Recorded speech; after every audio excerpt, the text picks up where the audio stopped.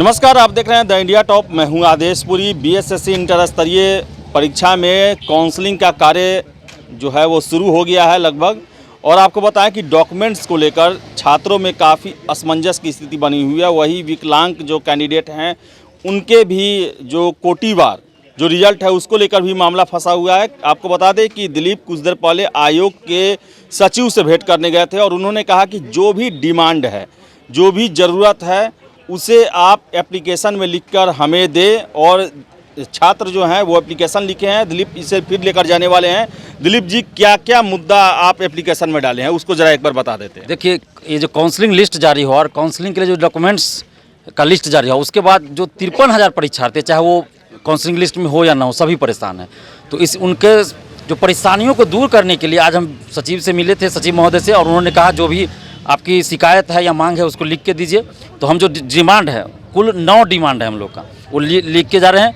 पहला डिमांड है category wise cut off जारी किया जाए, सभी परीक्षार्थियों का मार्क्स और रैंक लिस्ट जारी किया जाए। जाति प्रमाण पत्र, क्रीमी लेयर रहित प्रमाण पत्र 2014 या इससे पूर्व का मांगा जा रहा है, लेकिन विज्ञापन में ऐसा कुछ नहीं था, इसलिए जाति प्रमाण पत्र और क्रीमी लेयर रहित प्रमाण पत्र वर्तमान का मांगा जाए। ठीक है, वर्तमान का। टाइपिंग कंप्यूटर दक्षता से संबंधित प्रमाण पत्र 2014 के विज्ञापन में नहीं मांगा गया था, सिर्फ इससे संबंधित जानकारी के बारे में, माने ज्ञान के बारे में सूचना यस और नो में देना था। तो इसलिए, और किसी भी बहाली में इसका प्रमाण पत्र नहीं मांगा जाता है, इसलिए इसका प्रमाण पत्र नहीं मांगा जाए। काउंसलिंग की द्वितीय सूची अगर सीट खाली बचती है तो जारी किया जाए। उसके बाद जिन अभ्यर्थियों का प्रारंभिक या मुख्य परीक्षा का एडमिट कार्ड खो गया है, किसी वजह से नहीं मिल रहा है या खो गया है, तो उनको एडमिट कार्ड आयोग द्वारा उपलब्ध कराया जाए।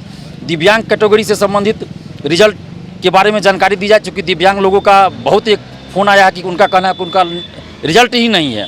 तो ऐसा 1-2 लोग नहीं, सैकड़ों लोग बोल रहे हैं। तो इसलिए उनका बताया जाए कि कितना उनका रिजल्ट दिया गया है और क्या बात है, इस मैटर में जानकारी दी जाए। अगर 7वां डिमांड है, अगर किन्हीं परीक्षार्थियों के नाम, पिता का नाम, माता का नाम या एड्रेस में स्पेलिंग में कहीं मिस्टेक होता है या फॉर्म भरने में कोई मिस्टेक हो गया हो, तो एक हैप्पी डिपीट यानी शपथ पत्र के आधार पे उसको सही माना जाए। उनके पास आधार कार्ड होगा, सब कुछ होगा और डॉक्यूमेंट्स होगा, तो उसको सब चीज़ से मैच कराया जाए। हम ये नहीं करें कि किसी फर्जी को आप बहाल कर दीजिए, लेकिन अगर भूलवश किसी का स्पेलिंग में कुछ होता है, एक छूट गया या फिर एक एक्स्ट्रा आ गया, जैसे किसी के फादर्स नेम में स्पेस नहीं रहता है, किसी में स्पेस कर दिया गया, तो वो सब जो है उसको कंसीडर किया जाए और शपथ पत्र लेकर उसको सही माना जाए पूरी जांच के साथ। ऐसा हम नहीं करें कि ऐसे कर दीजिए, आप जांच कीजिए, सारे डॉक्यूमेंट्स को वेरीफाई कीजिए और आधार कार्ड जो भी होगा उससे मिलाइए और उसको सही माना जाए, उसको लिया जाए।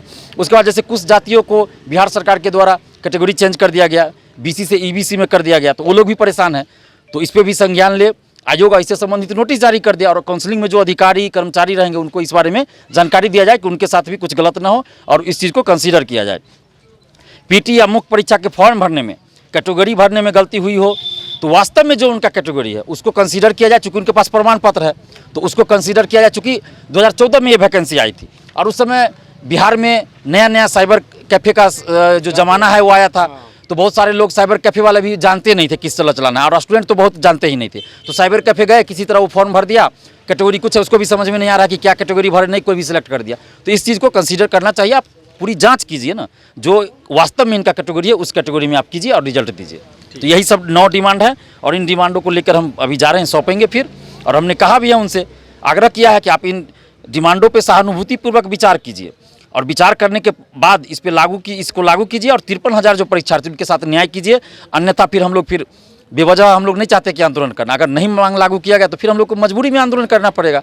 तो हम आग्रह करेंगे, अगर मान गए तो ठीक है, नहीं तो फिर हम लोग आंदोलन करना पड़ेगा, मजबूरी में आंदोलन करना पड़ेगा। तो देखते हैं सचिव महोदय क्या करते हैं इस पर। ठीक है, तो दिलीप जाने वाले हैं और फिर आपको हम दिखाते हैं कि आने के बाद क्या बात हुई है, उसको भी बताएंगे। फिलहाल बने रहिए आप।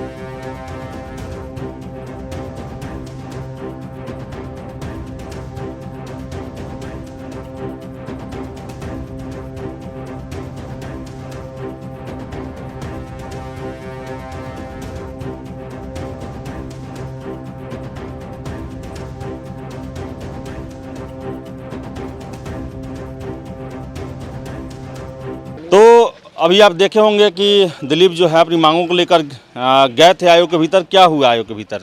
देखिए सचिव जो हैं उनको हमने सारी बातों से अवगत कराया, फिर सारी जितना पॉइंट्स था उन सबको बारी बारी से हमने उन्हें बताया कि 53,000 परीक्षार्थी परेशान हैं, 53,000 परीक्षार्थी परेशान हैं, जो इनकी समस्याओं का समाधान कीजिए। अगर आप नहीं करते हैं समाधान तो फिर हम लोग को आंदोलन करना पड़ेगा ऑफिस में आके। हम लोग चाहते नहीं हैं कि हम लोग आंदोलन करें, मजबूर मत कीजिए हम लोग को।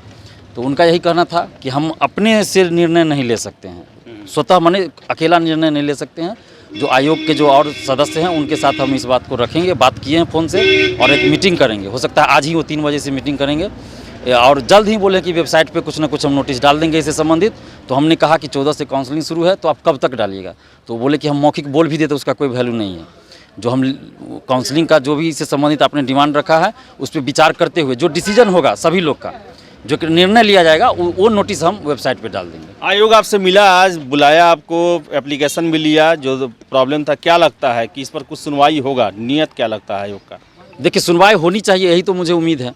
हम तो इसी उम्मीद के साथ आए हैं, और सुनवाई होनी चाहिए। अगर नहीं होगी तो फिर हम लोग का जो लोकतांत्रिक अधिकार है आंदोलन का, वो हम लोग करेंगे, उसका प्रयोग करेंगे। बाकी देखते हैं क्या आयोग की तरफ से होता है, इंतजार करते हैं। तो आपको बता दें कि 9 सूत्री मांग को लेकर एप्लीकेशन दिया गया है, आयोग के द्वारा लिया गया है, और ये भी कहा गया है कि इस पर जो है पैनल बैठेगा और सभी सदस्यों की राय ली जाएगी, और उसके बाद ही ये उन्होंने कहा है सचिव ने कि आशा है कि इसको लेकर कोई ना कोई सूचना जरूर आज कल में दिया जाएगा। तो देखते हैं क्या होता है। हालांकि छात्र परेशान हैं, हताश हैं, आयोग के दफ्तर का चक्कर लगा रहे हैं। तो हम भी आशा करेंगे कि इसको लेकर कोई सकारात्मक सूचना आएगी और छात्रों के जो प्रॉब्लम अभी हैं उसको सॉल्व किया जाएगा। तो फिलहाल इस वीडियो में इतना ही। वीडियो पसंद आया लाइक शेयर करें, हमारे चैनल द इंडिया टॉप को सब्सक्राइब जरूर कर लें। धन्यवाद।